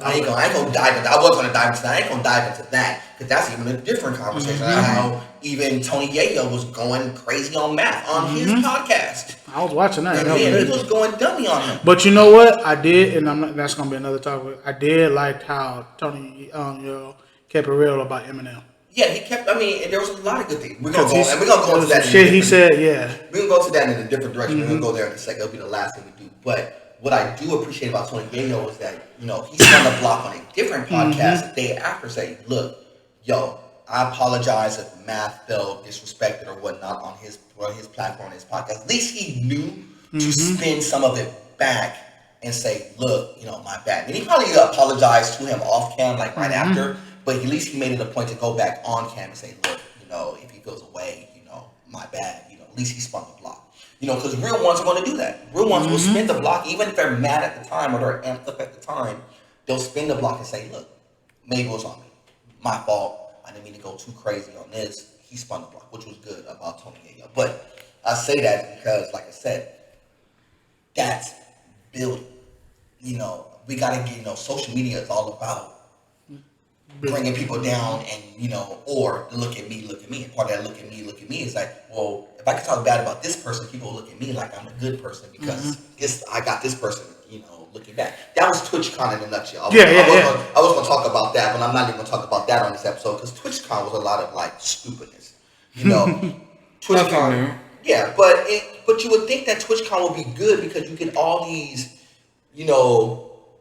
TwitchCon personalities all in the same room, collaborating, talking, doing all that stuff. It really came out to be like there was two levels of it. There was most of your Twitch streamers, like 75% of them, everybody cool, everybody happy to be there, kind of like high school. And you got your cream of the crop ones. It really felt like a high school situation. Like they couldn't collab. People was messing up other people's money. People were like promising things that they couldn't do. Right there. There was two different parties going on. One person could get to another party, so another person did another party, and it was like just high school stuff, just like stupid stuff. Except the money. Yeah, that's what it boils down to. But then you're talking about people who are sitting with top tier money. One thing I'll tell you about the top end of the Twitch spectrum is that most of the people in the top end of the Twitch spectrum, they're good for about $200,000 a month, $300,000 a month, and that's them on a like month. At least they're for now. No, but they're good for it. And the crazy thing about it is, these people have been doing it for a while. They've been good for it. That's the crazy thing behind it. It's like, look, so something that they're doing is right. But when you get to those certain thresholds, you think that you're so much better than all these other ones. And so it looks bad. So then it becomes like, you know, I got to start picking these people off because I got to make sure my money's good. So I got to pick this person off and this person off. So it becomes really contentious, a lot like high school. It's true. And then you're battling over, well, I'm battling over the same females to do this. It's crazy. But that's what TwitchCon was. But we'll go into that a little bit later on. But I want to do one thing. Because I know I want to do this. So I'm going to bring my boys in. I know they wasn't prepared for it. What? We're going to do this. I was watching something. Swear to God, kid. I know. Swear to God. Bill Cosby. Swear to God. You know, And you didn't bring your boys no fucking pudding pops. No, I didn't. we don't like, you know, I like Bill Cosby. That's a conversation. We'll talk about You like his show. We're gonna talk about Bill because Bill's a fool. We're gonna talk about Bill Cosby. But so did you make his secret chicken? Did you taste the pudding? No, it's the bacon burger dog. Forget all that. If y'all know the Cosby Show, if it ain't one the bacon burger dog, y'all wasn't doing it right. Can you see Cam in that show? I think I can. Yeah, he started it. It was in the first episode. He was Put his ass in a sweater. You won't know the difference. If Cam was on the Cosby Show, he'd be I'll be Theo. he'd be cockroach. No, I would not be cockroach. No. Even though he got some run though, I'm gonna be him. You know who I would be? You know, if I was on the Cosby Show, you know who they would put me as? Like I'll be closer resemble. You know, okay, you remember the oldest sister? No. Remember the oldest sister, Sandra? You remember her husband? The light-skinned dude who's always like, that's who you'd be? Oh yeah, the one who's all preppy and all this stuff, but he had was the real twins cool. and stuff. I want to be a They'll doctor. probably cast me like that. Yeah, I can see that. Because I was born like you know. Yeah, what was his name in the show? I can't forget, but it would be him. Don't feel bad. I could have played like at the tail end, like Dwayne Wayne's character before they like transitioned to a different world. Yeah, but ideally that. But anyway, I was listening to some music. So here's what we're gonna do: hip hop only. Just how That's how we ended it. Yeah, this is how we're gonna end it. We're gonna do it right now. It ain't gonna take that long. You can pick 5 rappers. Only 5. That's a top 3. 5. Huh? That's a. I know. Only. Only 5. I know because like I can't hold my hands messed up. I can't put the phone into my hands messed up. So pick 5. 1 has to be a female. Top 4 of your best rappers of all time, but your choices cannot overlap. Like my choice cannot overlap with your choice. So if you pick Eminem, I cannot pick Eminem. I have to pick somebody else. So 4 rappers. Okay. 5 rappers. 1 has to be a female. All right. So who wants to go first? I'll go first. All right, go. Top rapper of all time. Pick 5. All 5? time. Go 5. My 5? But you cannot overlap. But we'll give you first choice. I'll give Vic second choice. Okay. Ice Cube. No. Pick 1. One at a time. One at a time? All right. So you got Ice Cube. I got Ice Cube. All right. He got Ice Cube. Go. Dre. Dr. Dre? Yes. Top 5 rappers. Not producers, not a Dre. I want to say rappers. Like, you know. I got Ice Cube. You got Cube. Okay. No, I think I got confused. I was thinking. Not producer. Dre's a producer. He does rap. Because I was thinking in the album The Chronic 2001. Right. He raps. He was in that, right? Yeah. You can pick him. Yeah. So you going with because you got me confused for a second. I was like, did he or did he not? No, he rapped. But out of all the rappers, we're picking Dre. This is the top 5. He's not the last one. I know. I got you. But remember, y'all choices cannot overlap. I know that, but I vibed hard with that. So all right. So Cube, Dre. Y'all so West Coast. Cameron, where are we living right now? I know. My first pick. Y'all gonna hate me. My first pick, Andre 3000. I already knew that. If I wanted to be a dick, I would have said it. You could have. That's why I was waiting for you to do it. Cause I had another choice in the mid. But I'll take Andre 3000. You look like him too. Nah. Go ahead. Second one? Yes.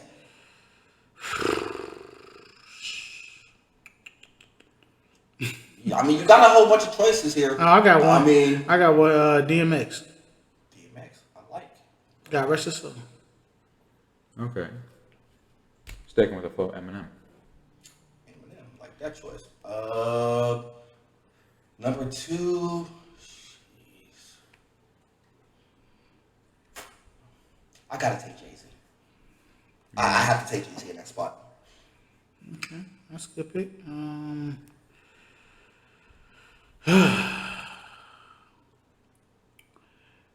We can keep it old or we can keep it new. Anyone, man. There's no stopping. Anybody. This is your personal 5. But like I said, 4 plus a female. You gotta have a female. Female will be the last one. Can the female be the last one? Yeah. Okay, yeah, female be okay. okay. Third guy I will have to pick for me. It will be. I'm gonna keep it pushing. I'm gonna say Tupac. So I wonder when you'll pick up on. So I wonder if somebody's gonna pick up Tupac. Okay. Tupac, go. That's 3 for me. For me, Biggie. Biggie. Okay. That's a good choice. You bite your tongue, so I know it's I think now I got to think a minute. All right. Let me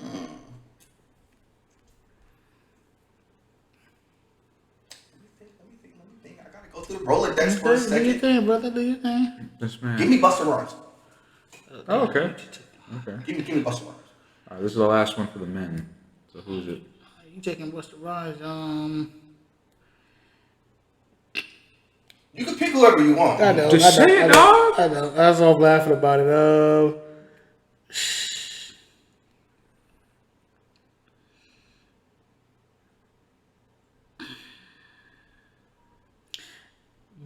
I'll take Snoop. I'll take Snoop Dogg. That's 5. Okay. Again, there's no wrong answer. No. Okay. Go ahead. This is just your personal preference. Yeah. Yeah. I'm not saying no. You know, and for a while I did like a lot of his stuff. Although I haven't listened. I only really like 2 of his albums. Probably 50 Cent. I really liked. Get Rich or Die Trying. Yeah. I got you. 50's not a bad choice either. Mm-hmm. No, I mean he was really solid for a good minute. So that's your number 5. That's his 4th. The 4th. I'm sorry. Dang, I gotta dig. Because I already got female I want. And you ain't taking it. Let me dig for number 4. Okay, I got Andre. I got Busta Bus. I got Ice Cube, I got Snoop, I got Tupac, and I got DMX. I got Jay-Z. I need a 4th.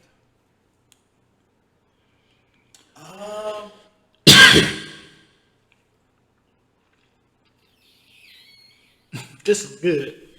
I gotta think for a second. Let me think. Cause I mean, my first inkling was to take Lil Wayne, but I'm not going to. I'm gonna be dead honest with you. Yeah. No.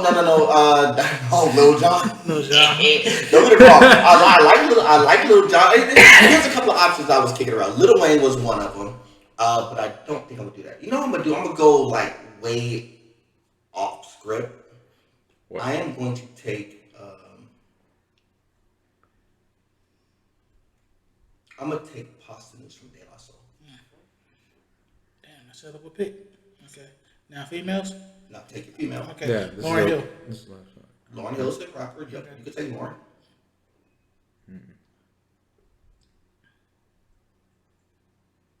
Honestly, I don't know any. All right, I'm gonna give you some. I'm gonna give you some ideas. You got New School. You got Megan Thee Stallion, Cardi B. You got Sweetie. You got Nicki Minaj. You got Lil' Kim, Queen Latifah, MC Lyte. No, I think you misunderstood. Huh? I know of them, but I don't have any. You gotta get one in there. You gotta have a female in there. We can't allow the females and not have a female. Just pick in there. one. You gotta pick one. Fuck it. All right. Who was the one that sang?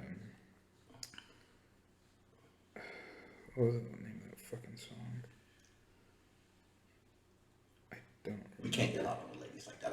You gotta have one. I mean, because I just put all dudes and no ladies, that'd be fine. We gotta have one lady in the mix. Fuck it. Is Ariana one? Ariana's a singer. I don't fucking. Now know. Nicki Minaj was on her a lot of her stuff. All right, then fuck it, her. So you took Nicki. I was gonna take Nicki Nicki. But since you took Nicki, I will take MC Light. I like where you going with this. So, what we're going to do, in the comments below, I want y'all to say who has the best taste roster out of your 5. Y'all want us to get, we could go honorable mention if y'all want us to. We could throw one random honorable mention if y'all want to do an honorable. We'll do an honorable. Go ahead, one more. Male or female? No, you go for it. No, male or female. I'll let Vic go first. One more. Male or Honorable female? mention? Male or female. Honorable mention. Somebody who's got to come off the bench. Coolio. Rest in peace, Coolio, by the way. What about you? Male or female? Male or female. Doesn't matter. Don't matter, man. Living, dead, past. Just not the future. We don't know who. Okay. I'm going out of the box with this, and God rest her soul. I'm going to go with Aaliyah. Aaliyah's a singer, not a rapper. Oh, sorry.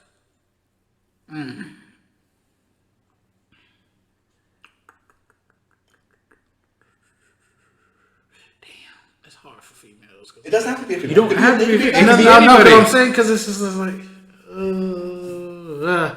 but I'm going to stick with female. Female rapper, I'm going to go with Queen Latifah. Go with the Queen. Queen is great. She did a lot. Yeah, she did. I like that song she did with New Jack City. She did a lot. She did a lot of good stuff. Yeah. I mean, Queen Latifah did a lot. She was going to be my choice, but I think for me personally, the reason why I chose Light as opposed to Queen Latifah is because I just like the way that Light delivered as an artist. I mean, her voice tone is so unique to everybody, and some of the songs that she did was just like really good spot. Don't get me wrong, that's no knock to Queen Latifah by any stretch. Queen Latifah's dope. You know who I'm gonna put on there, and I shouldn't, just to make the conversation interesting, because I know I listen to a lot of him. I am going to put Ludacris. Really? Okay. I'm gonna put Luda.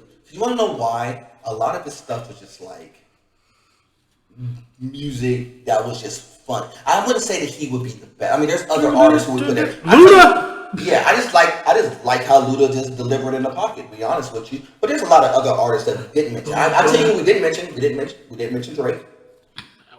I don't want to go choose him either. I'm going to be dead honest. I was not going to mention Drake. We didn't mention Drake. We didn't mention Jadakiss. No. Method Man and Redman, which I was talking about them too. Damn, I forgot. I know. I'm just Especially I'm Method telling Man. you. I wasn't gonna put Lil Drake. Wayne wasn't in there. Master P, DJ Quick, E40, I didn't have enough time to think about it. YG, The Twins. Twins. Yep. Like any other new school artists like Mac Baby, 10. Mac 10. Oh, hell no, I would not. You know, Dub C, if you're in the West Oh, Coast. shit, forgot about that. Man, now you got me seeing. I know. I'm just saying that those are artists that we didn't mention. IC. IC is old school. If Was you it talk about Ice-T old one? now, Ice-T. We didn't mention like the old school greats, like we didn't mention Big If Daddy. we went there, then No, we could have. Like I said, there was no balance. You could have said Big Daddy Kane, Dougie Fresh. Dougie Fresh, KRS One, Chuck D from Chuck D. Public Enemy. Q-Tip. There's a lot of artists that we didn't put on there. I'm just telling you that. Daylights. Oh no, Most Def. Most Def is another one. He's Damn, great. Talib. And I was Now you want to do it again. Yeah, huh? nah, it Now popped you in want my to do it head. again. Too late, though. Now you No, want I to ain't do worried it about it. It again. just popped in my head earlier. Wasn't Most Def on Dave Chappelle's show? Yeah. Wasn't he like rapping in the car? Yeah, most definitely on a lot of stuff. He made a lot of movies too. Is he dead? No, he's alive. He just goes under a different name called Yasin Bey, and he's actually coming out with a new album with Talib Kweli off the Black Star album. Why change it? Contractually, he has to, because Most Def he broke out of he left his contract on the table, so he cannot record under that name. If he does, he owes So it's a legal thing. Yeah, if he does, he owes that team money. So instead of doing that, he changed his name. It's kind of like Prince did it. Well, he was like one of the first people to do it. So when Prince did it, Prince was under a bad contract, and then Prince, rest his soul, went under the symbol because it was a contract thing. Because he wanted out of the contract because he didn't want to give the old contract any more money. So he changed his name to the symbol so he could record with a different recording team and a different contract. And then I don't know if he ever papered out Sony or whoever it was that that he was dealing with. Legal matters are a bitch. Yeah, but that was his only way to get out of the contract because I think he was under like a 5 or 6 record deal he didn't want to do that. That's a lot. It is a lot. But this is why, when you're that good, you're thinking that, well, I'll give you 5 or 6 records, I don't care. But when until you got to do the 6-1. Well, but when you're not getting money for those ones, you're not, he's knocking out hit after hit after hit. And you got to make money off of it. And you're getting pennies off of this, He's getting used. Yeah, the record deals are. That's why Master P was always a genius on how to. So I'll give you a couple of companies that did really well. Master P, he owned his own stuff. For a lot of period of time, he didn't have to deal with nobody, and so he went independent. Cash Money, another one. They went relatively independent, but until they started messing up their own camp's money, and that's when it became a problem. When Baby was messing up Lil Wayne's album. That's why Carter 5 took forever to come out, because it was a matter of contract and money. Even though Lil Wayne was the talent, and Lil Wayne was the one who helped put Nicki and Drake on. He was there. They were the talent. Tyga and myself. He put a lot of people on. But and then most notably Rockefeller Records. They went independent for a long period of time. Until, Jay-Z always had that. He even said he didn't want to rap. He didn't want to rap. He said, wanted look, to I produce. was good at it. I didn't really want to do it because the money wasn't right. He was making so much money in the streets, but he realized that he could take that drive and transition the street money into real money, and that's exactly what he did. And then he put billionaires on, and he added billionaires in his roster. He added Rihanna and Kanye as billionaires. As much as you may love or hate either one of them. All right, guys, we got to pump the brakes. You're spiraling again. I know, but I have to talk about the money. Got to talk about the billionaire boys club. So go ahead, Karen. But anyway, we didn't intro. Well, we did kind of intro, but we didn't intro nor outro. But we will do a proper outro. Since we did a proper intro. Fellas, final thoughts. Anything you'd like to say? Vote for his top 5, even though I don't like it. You like my top. I can't do it, Joe. All I said was the little stuff like just on a personal standpoint, issues. You got a problem with somebody, just try to solve it. And if you're a celebrity, just put it on camera. Because, last thing you need is social media on your business. And shout out to all the ones we lost celebrity-wise. Much love and respect to you guys. And my heart goes out to their family and stuff like that. So, much love and respect on that. Yeah. Big talk to him. Well, ladies and gentlemen, I hope you enjoyed what we had here today. We did talk about quite a few different topics, ranging from... I love trying to be serious, and you're messing up his outro. I can't help it, because when Victor does that, he goes. It's like a kill switch. It goes on, and when he's serious, he's serious. That's why I love when he does that. Anyway, ladies and gentlemen, like I was saying, I hope you enjoyed what we had here today, and the topics we had were varied and ranged. We talked about many different types of things, and we hope you found at least one of them entertaining or at the very least stimulating to listen to. If you've been watching us for a while now, we'd greatly appreciate it, and we hope we'll see you in the next episode when it ever comes out. We are trying to be a little more consistent. We had a bit of a bump last week, which is why it took a little longer for us to upload, but things should be back to normal now. So we're trying to have a consistent, regular upload schedule to bring you our entertainment and give you more PVC. Ladies and gentlemen, as always, it's always a pleasure to have you here with us. Without you, there would be no PVC, but we'd still be brothers. Cameron, anything else you'd like to say before we end this broadcast? You know who Victor sounds like? He sounds like Duke Silver from Parker Resurrection. Nick Terrible. What's his name? Nick off. Yeah, I forgot. When he goes to do the saxophone, Duke Silver. That's what Victor sounds like. That's a compliment, brother. It's good, but he's like, he complimented that. Few things before we go. We gotta do a few things before we get back to the box tonight. So, and if you're gonna talk something, smack somebody, be prepared. If you put your hands up and get First of all, you get slapped like that. Come on, brother. I mean, I'm sorry. I had to put No. You're right. First thing is, Don't put your nuts in his face. He teabagged him. That's the part I didn't want. He teabagged him. That's the part I didn't want to stress. He could have eventually came back from the That's punch. the part I was trying to get to. It's like, dude, it's one thing to get slapped. It's another thing to have, him standing over you with nuts in his face. And I was like, dude, You can't do that to him. I mean, it's Put like your nuts in him. This is like it's crazy. He that was some shit off 21 Jump Street. Drop my nuts on your forehead. It's too much.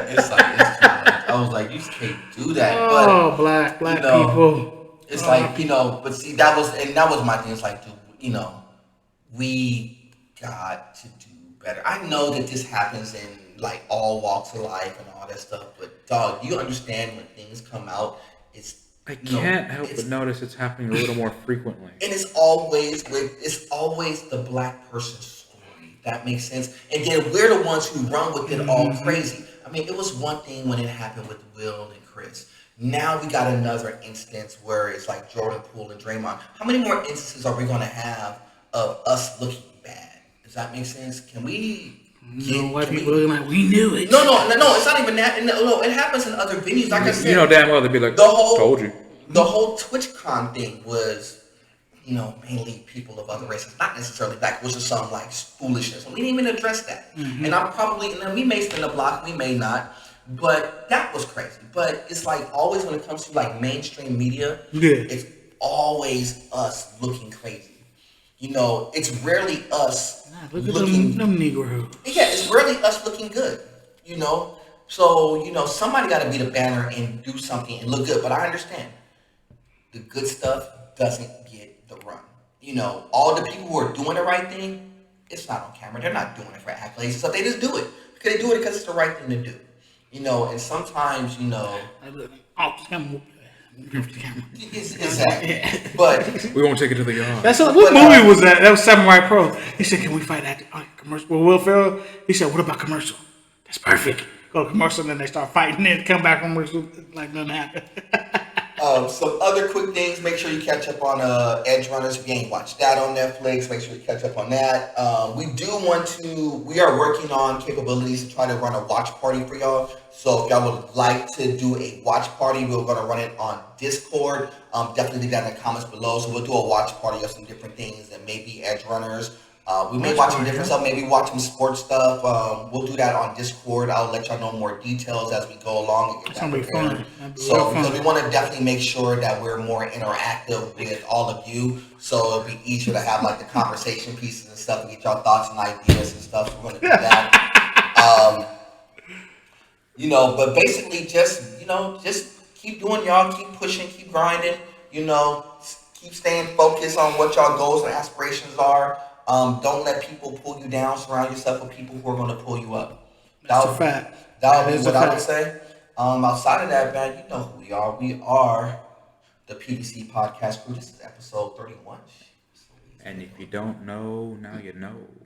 And my top five is fire. Don't get it wrong. Mine's fire too. Don't get it twisted. That's fine. No, it's actually they're all pretty good. All three top five. So we'll put that in the list. So let me know. The MC Light one got me though. It had to be like it was gonna be. I really wanted to put, but she's not a rapper. I really wanted to put Aaliyah. No, not Aaliyah. I was gonna say Mary J. Blige.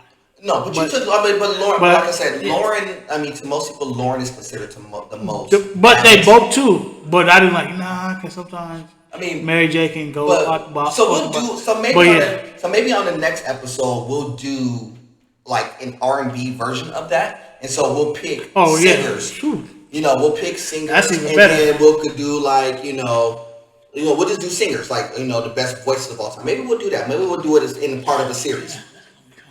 I know.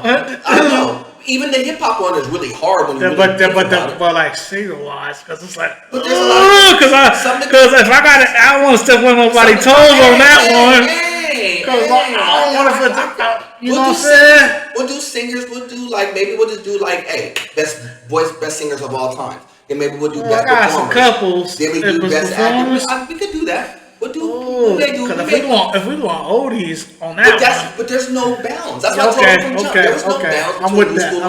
I'm with that. I mean, you could pick like voices like new school voices. You could pick Barry White or if we want Stevie Wonders or somebody like that. I'm going Philip Bailey. Oh man, I ain't giving y'all the list. I ain't giving y'all the list. I'm going Delphonics. You said Freddie Jackson. I was waiting to see who's gonna catch it. You ain't said no, Freddie. Freddie can't sing. That boy. Let me see. This is why I know it's to go. I did this on a sneak tip just to see if Cal was gonna catch it. We're gonna talk about. He said Freddie said. He was like Freddie Jackson. I'm gonna tell you right now. There's only two Jacksons that can sing. Nah, you don't know who Freddie Jackson is. And it was Mike and Janet. Tito couldn't sing. I just threw that. It's one of Jackson five. LaToya couldn't sing. Freddie Jackson thought he could sing. He really can't sing. I just did that just to get Cam to get through this. No, we ain't talking. We talking no Freddie Jackson. Janet Jackson. Janet, as I said, the only two Jacksons that can sing is Mike and Janet. Everybody else is kind of, they were average. They weren't great. They weren't terrible by any stretch. You know, but that's why they were background singers. They never sang lead on anything. Anyway, we gotta go. we gotta go. But definitely appreciate y'all rocking. If we didn't already say it, please like and subscribe to the page. Please like and subscribe to the page, man. We definitely appreciate each and every one of y'all rocking with the squad. Like always, you know, I got my man Paul, I got my man Vic. My name is Cam, aka Mr. Nerd Boy Fresh. Figgy. We are the PVC Podcast crew. And if you want to protect this smile, subscribe. We growing, man, you know, and we appreciate y'all rocking. Look at that smile. Look at that smile. So we growing. Every It's subscription. off today. I gotta get a crew when I get that fresh cut tomorrow. Shit. We gonna get right. But yeah, man, it's an honor to do this. Like always, man, y'all know how we do this. It is God above everything, as y'all well know. And like always, we will do this again soon. To the next time, family. We'll see you then. Sooner than Much you love think. and respect.